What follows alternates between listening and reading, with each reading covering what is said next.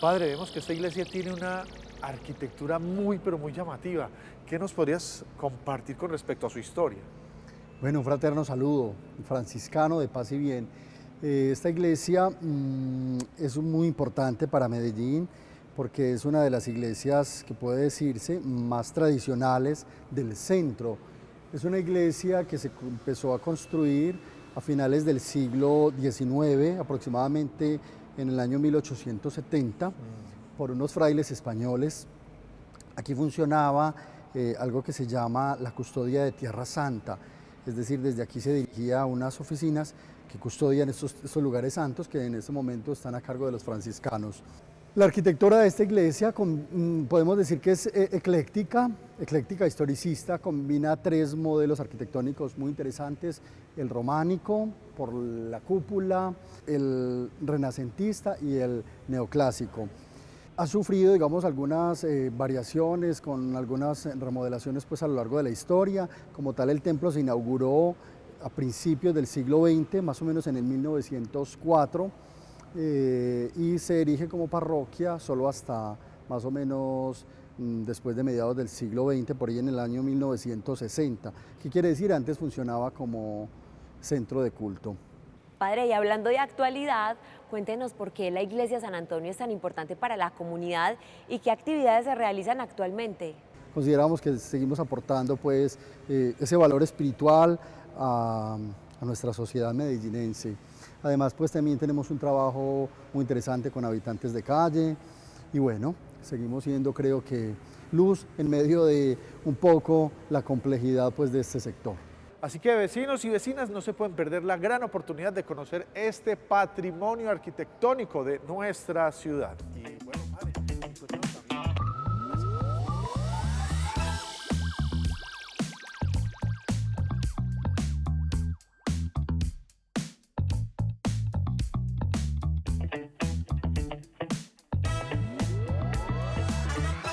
Hola vecinos y vecinas, bienvenidos a un nuevo capítulo de EPM va, Camino al Barrio. Hoy nos pusimos los tenis, Juanpa, porque vamos a visitar, a recorrer el corazón del centro de nuestra Medellín. Así que prepárense porque hoy les tenemos listo un viaje por la historia, la arquitectura, el desarrollo urbano que ha venido creciendo pues alrededor de las iglesias del centro de nuestra ciudad. Alrededor de las iglesias se han construido plazas, mercados, parques, se prestan servicios, se tiene comercio, entre muchas otras cosas que nos permiten conocer a Medellín como la vemos hoy. Por eso comenzamos este viaje aquí, desde la iglesia San Antonio, uno de los hitos más importantes de principios del siglo XIX. ¿Sabían ustedes, vecinos, que esta cúpula es una de las más grandes de la ciudad? Además, este lugar, Juanpa, fue muy importante para la expansión del centro, hacia el sur, hacia el oriente. Y acá al ladito, pues tenemos el Parque San Antonio, que antiguamente se llamaba Barrancas del Convento. Así es. Esta iglesia tiene que ver mucho con la llegada de los franciscanos hace más de un siglo. Que la tengamos a hoy en día tiene que ver mucho con la resiliencia, no solo de quienes la habitan, quienes la visitan, sino de todo lo que se teje a su alrededor. Pero para conocer la historia tenemos que ir más a fondo y tenemos que ir desde el principio. Sí, señor. Por eso, vecinos y vecinas, prepárense que aquí comienza este recorrido por la historia, el crecimiento y el desarrollo de nuestros territorios alrededor de los templos históricos de la ciudad. Bienvenidos a esta media hora de EPM va, Camino al Barrio. Ya, camine, vea esa visual que tenemos desde este punto, desde la cúpula.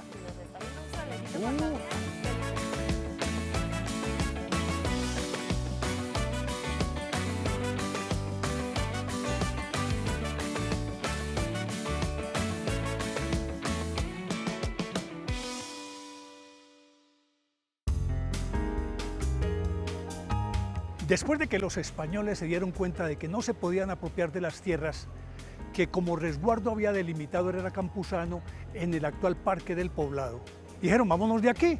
Vieron la quebrada de Santa Elena y se fueron para allá. Se retiraron una cuadra donde hoy es el Parque Berrío y ahí empezaron a construir. Entonces todo estaba en el centro. Así nació el Parque Berrío. Pero para poder que fuera parque tenía que tener una iglesia.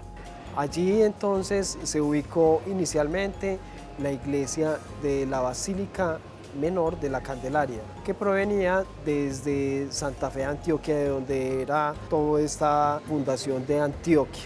El padre Juan Gómez Ureña, en 1649, dijo, vamos a construir esta iglesia. En una de esas, uno de los ricos del pueblo, Juan Gutiérrez Colmeneros, se fue para Bogotá y trajo unas campanas. Sonaron las campanas y nació la iglesia de la Candelaria. Posteriormente hubo un incendio en 1767. Quedó derruida la iglesia. Hasta 1658 que le dieron la forma que más o menos hoy tiene. La iglesia de la Candelaria recoge entonces un estilo que es colonial. En él hay una arquitectura bastante reconocida en sus cúpulas, en su tratamiento de fachadas, una serie de bienes muebles que lo caracterizan, los altares. La Candelaria es considerado un bien de interés cultural del ámbito nacional, es monumento nacional y todo su sector aledaño. Todo lo que ocurrió en Medellín ocurrió alrededor de la Plaza de la Candelaria. En 1898 fue la inauguración de la luz eléctrica, el 7 de julio. El arco voltaico se encendió y el bobo Marañas, que era el más vivo del pueblo, les dijo que era luna llena, le dijo, ahora sí te jodiste luna, alumbrar a los pueblos. Ahí nació lo que fue el embrión de las empresas públicas de Medellín. Naturalmente que en el siglo XIX todo ese contorno creció demasiado porque los empresarios antioqueños compraban el oro que traían de Santa Fe de Antioquia, con eso importaban artículos traídos de Inglaterra y le vendían de todo a todo el mundo. Por lo tanto, allí se constituyeron las principales edificaciones. Ahí nació el primer edificio con ascensor, que fue el de Ricardo Lano. Unos edificios aledaños que eran también de una arquitectura colonial inicial y después fue pasando por otros eclecticismos, llegando hasta un republicano. Alrededor se hicieron varias entidades financieras con un estilo de arquitectura moderno. Está el sector del Banco de la República, los edificios aledaños que ya eran en altura, el edificio de la Bolsa que movía también toda la parte de la economía. Las transformaciones más importantes ha sido el impacto que ha generado el sistema metro en ese sector. Este metro aparentemente irrumpe en ese espacio tan sagrado de los antioqueños. Sin él no podríamos concebir la ciudad de Medellín hoy. Es una de las estaciones más importantes de todo el sistema de transporte. Entonces, ahí montaron la Gorda de Botero. Y ya el punto de encuentro era la Gorda de la Candelaria. Y todo bajo Pedro Justo Berrío, que sigue presidiendo el Parque Berrío y que nos sigue iluminando con su espíritu de honradez y de honestidad, que son quizás dos de las cualidades más importantes de cualquier antioqueño que se respete.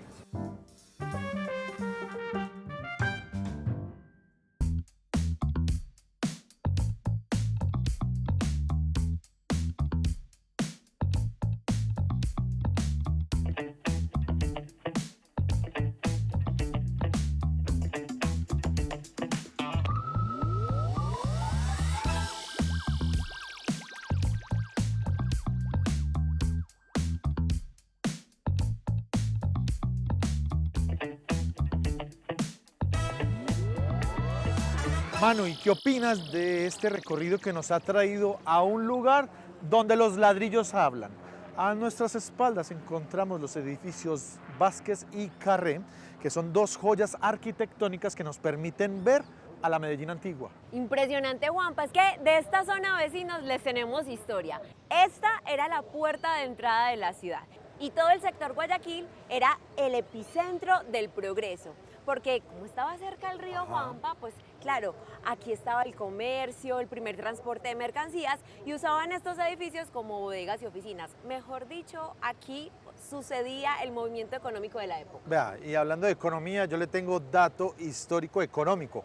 Un comerciante antioqueño llamado Eduardo Vázquez le compró a la familia Amador por 62.880 pesos. Tan poquito. Imagínense, pues para esa época, pues ahí Era podemos buena hacer el plata. cálculo, era muy buena platica y compró el lote de 1.120 metros cuadrados donde Wow. entonces montó estos dos edificios porque era un visionario y sabía que Medellín estaba en crecimiento, entonces él quería hacer unos edificios altos, representativos de la ciudad. ¿Y sabe a quién le encargaron esa labor? ¿A quién? Al francés Ay, sí. Charles Émile Carré. Oh, Ay, pero aquí estoy entonces, practicando de ahí los francés. nombres, Vázquez y Carré. Exactamente. Y ya por allá en el 2003, pues Confama conversa con el municipio de Medellín y deciden que estos edificios hay que restaurarlos y darles una nueva misión y se convierten en un espacio para las labores educativas y culturales. Mejor dicho, pasaron del abandono, Juanpa, a convertirse en verdaderas joyas administrativas y culturales.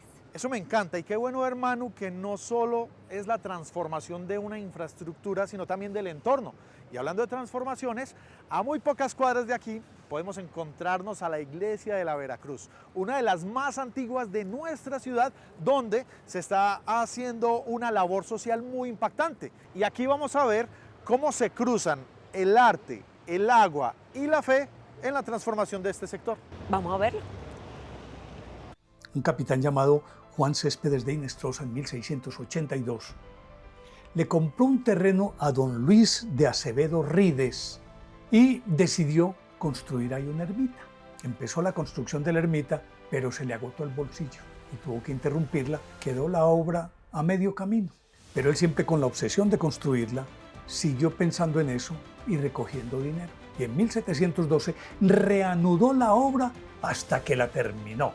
Y entonces la bautizó como la Ermita de la Veracruz de los Forasteros. El Templo de la Veracruz es un templo filial. Esto quiere decir que en el ordenamiento espacial colonial existía una plaza mayor en donde el templo principal era la iglesia de la Candelaria y la ermita de la Veracruz era un templo filial. Entonces ya la gente que salía hacia Santa Fe de Antioquia, antes de coger ese camino ariazo que llamaban, se encomendaba a Dios ahí, rezaba. Y los que regresaban y lograban coronar ese viaje tan azaroso, paraban ahí a darle las gracias. Por lo tanto, se volvió una iglesia muy popular.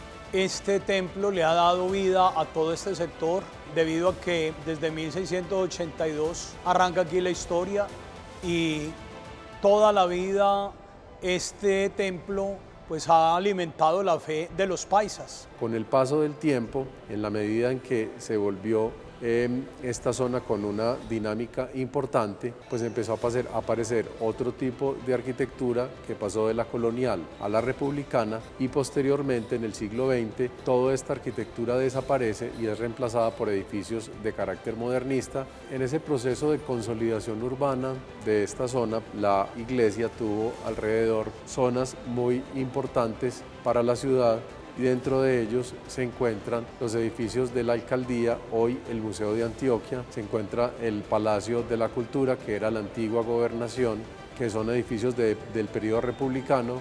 También, digamos más hacia el costado norte, se encuentra el edificio que anteriormente fue sede de las empresas públicas, que hoy, digamos, tiene otro uso y que es el edificio Miguel de Aguinaga, que es de una arquitectura modernista. En las exploraciones que se hicieron en la ciudad durante el proyecto de Centroparrilla, pues se encuentra esa serie de superposiciones que ha tenido nuestra ciudad y especialmente a un costado de la iglesia y sobre la calle Boyacá existe una ventana arqueológica en la cual se encontraron los vestigios del sistema de acueducto de la ciudad alrededor del año 1860. No podemos pensar en el futuro si no partimos del pasado. Y la ermita de la Veracruz de los Forasteros es la que nos dice a gritos que no podemos olvidar de dónde venimos y para dónde vamos.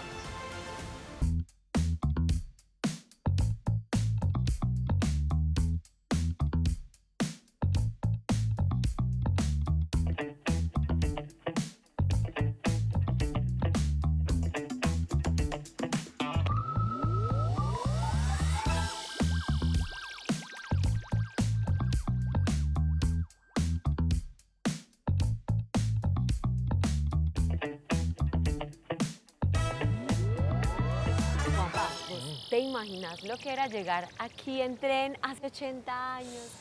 ¿Te imaginas el humo, la gente, las maletas, el corre-corre, la cotidianidad? Pues yo creo que esto es un punto clave para entender el desarrollo de Medellín en el siglo XX. Es que era el internet de la época. Ajá. El ferrocarril trajo el mundo a Medellín y este era el lugar que conectaba a las personas con los centros de estudio o de espiritualidad.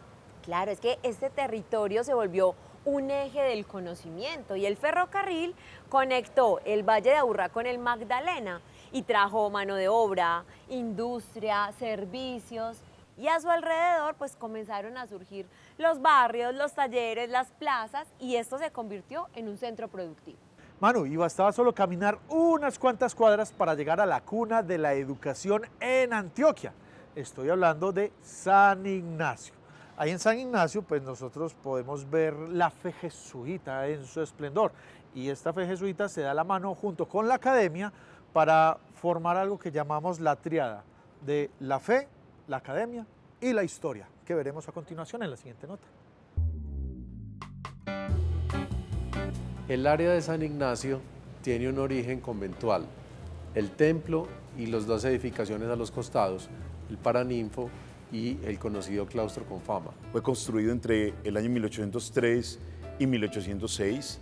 Los franciscanos, grandes misioneros en América Latina, llegaron aquí a nuestro territorio. Fray Rafael de la Serna, en 1803, puso la primera piedra de lo que hoy conocemos como la Universidad de Antioquia.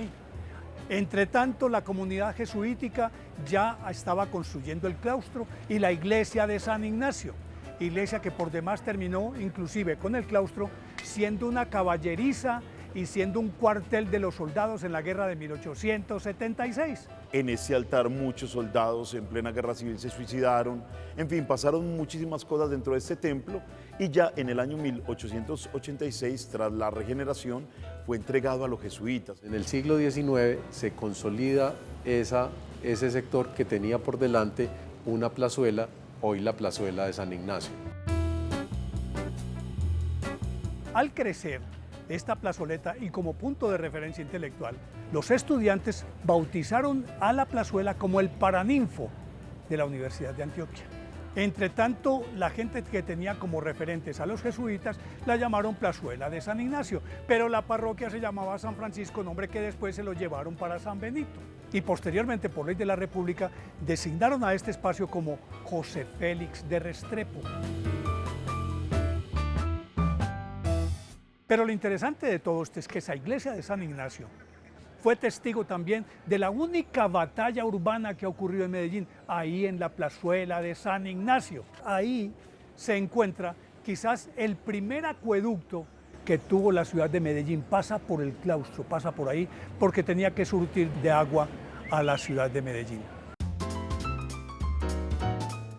La iglesia, la última intervención que le da como digamos, esa característica actual es de Agustín Gobars, pero sin embargo conserva ese trazado colonial de 3 naves. Hoy es un templo muy interesante porque tiene esa característica que hacía Gobars de mezclar diferentes estilos en su arquitectura republicana. Mucha gente pues a nivel cultural inmediatamente, padre, puedo subir a ver el órgano tubular, que es un órgano antiguo, pero tenemos otros lugares especiales, el campanario es muy bello. El claustro, digamos, terminó siendo un edificio educativo, el cual tenía un patio y alrededor del cual giraban como los espacios. El Paraninfo, y que precisamente toma su nombre porque estaba esa aula, que es de un espacio muy importante a nivel arquitectónico, un bien de interés cultural del ámbito nacional, y es muy particular además porque conserva esa forma, porque no tiene el tipo de teatro en el cual el espectador está enfrente a quien está haciendo la exposición, sino que funciona de forma lateral. Hoy esta zona de San Ignacio, pues, que se ha conformado como un distrito, hacen parte como toda esa apuesta de la importancia cultural que tiene todo este sector por instituciones, universidades. Fue necesario que se reevaluara también el sistema de transporte y nació el tranvía. Le ha dado también un aire nuevo a todo este sector porque conecta a la plazuela de San Ignacio como si fuera una yugular con todo el resto de la ciudad. Es una historia bellísima la que tenemos con la plazuela de San Ignacio, una plazuela que sigue siendo un centro neurálgico no solamente de la cultura, sino de la actividad comercial de la ciudad de Medellín.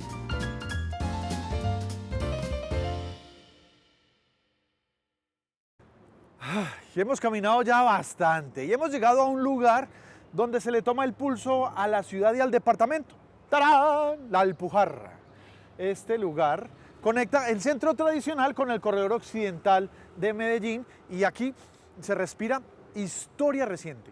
Es que este complejo Juanpa fue inaugurado en los años 80 y cambió por completo la dinámica del centro. Pasamos de los barrios residenciales antiguos a este centro de servicios y de poder político que además fue un punto estratégico para la movilidad y el urbanismo. Y la elegancia de Medellín se viste de gala si nos vamos más hacia el norte con la imponente Catedral Metropolitana. Este es un contraste de épocas, Juanpa. Vamos a pasar del concreto de la administración a una construcción en ladrillo cocido, una de las más grandes del mundo, que es conocida como la Catedral Metropolitana. ¿Y saben qué es lo mejor de todo, Juanpis? ¿Qué? Pues que aquí se las tenemos. Cuando el pueblo empezó a crecer hacia la otra orilla de la Santa Elena, es decir, la orilla norte, vieron la necesidad de que tenían que abrir todo eso. El dueño de esas tierras, de todo ese senacal, era Mr. Tyler Moore. Y entonces se le ocurrió la genial idea de decirle a la iglesia: yo les regalo un terreno para que construyan la iglesia más grande de la ciudad. Y además regalo otro terreno para construir un parque. Pues así nacieron el Parque de Bolívar y la Basílica Metropolitana. Empezó a edificarse el 9 de febrero de 1875 sobre unos planos de Felipe Crosti. Pero luego se decidió acotar un poco más toda el área y fue entonces modificado por otro arquitecto francés que se llamó Carlos Carré. Apenas en 1931 se inauguró la Basílica Metropolitana, la iglesia construida más grande del mundo con barro cocido y a puro cal y arena y nada más, que está construida sobre un área de 97.000 metros. La parte más alta de la torre está a 46 metros de altura. El edificio entonces es desarrollado en una forma de cruz latina, que es de una categoría ecléctica también, pero románica. Entonces están sus vitrales, todos los altares que son en mármol. Hacia la parte posterior del altar principal está toda la silletería de los canónigos, un trabajo en carpintería excepcional, y tiene también en sus baldosas de cemento en policromías y que forman unos dibujos geométricos bastante exuberantes sobre todo el interior de la iglesia. Pero alrededor surgió entonces el Parque de Bolívar. Ese Parque de Bolívar que tenía una cerca bellísima. A su alrededor surgen una serie de edificios de servicios. Hay un edificio muy importante que es el edificio del Teatro Lido, que convergía todo el sector de la cultura. También alrededor hay otros edificios importantes y algunas casonas. Está la casa de Pastor Restrepo. Ahí, empresas públicas, una fuente que había, la refaccionó de tal manera que la convirtió en el primer foco, digámoslo, de la celebración de los alumbrados navideños de Medellín. Ahí nacieron, en ese Parque de Bolívar. El Parque de Bolívar se caracteriza por ser el referente de este edificio icónico de la ciudad, que es la Catedral Metropolitana. A su vez se complementa con una serie de vegetación y también unos elementos que complementan todo el sector urbano, que es una fuente. Hay transformaciones sí evidentes en los edificios alrededor, pero hay otros que conservan su arquitectura original. La Catedral Metropolitana es uno de los edificios más grandes del país y fue declarada Bien Material de la Nación, Monumento Arquitectónico del país. Todos ellos hacen un conjunto eclesial, pero también un conjunto arquitectónico y artístico que embellece la ciudad entera. Y ni qué decir que adentro tiene uno de los órganos más grandes del mundo con tubos de 18 metros de altura. Y ese órgano, dicen, hay noches después de las 12 que empieza a dejar escuchar sus notas. Y es un concierto de medianoche cuyo organista no conocemos, pero sí escuchamos su música.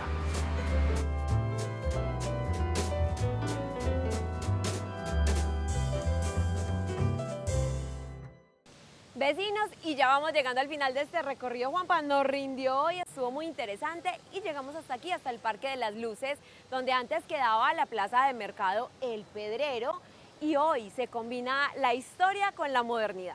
300 columnas de luces dialogan entre la modernidad de la biblioteca EPM y los edificios antiguos como el Vázquez y Carré que ya vimos y también la antigua estación del ferrocarril donde pues hoy podemos encontrar un centro de la memoria y la vida ciudadana. Es que esa es la metáfora perfecta de Medellín. Ahorita estábamos viendo las iglesias coloniales de adobes y finalizamos aquí en bibliotecas de cristal y de acero.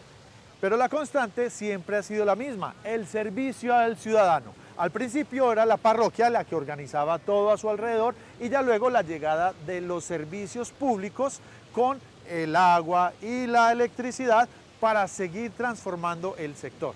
Y es que sin el desarrollo alrededor de los templos, Juanpa, pues Medellín no sería la metrópoli que es hoy. Así que, vecinos, gracias por juninear hoy con nosotros, con sentido histórico. Y la invitación es a que estemos en contacto a través de las redes sociales. Vecinos, cuéntenos cuál es el lugar que a usted más le gusta del centro de la ciudad, de las iglesias, de todo lo que hablamos hoy. Nos vemos en X, Instagram, Facebook y TikTok, @PM, estamos ahí. Visiten nuestra página www.epm.com.co y recuerden que este programa y muchos otros que tenemos los pueden encontrar también en nuestro canal de YouTube, @EPM, estamos ahí. Hoy tuvimos un programa muy histórico, lleno también de arquitectura y de fe. Así que vecinos, yo soy Manuela. Yo soy Juan Pablo. Y esto es EPM va. ¡Camino al barrio! Camine, Manu, vamos que nos comemos una mazamorrita. Ay, así, rico, delicioso. Una mazamorrita aquí, una mazamorrita.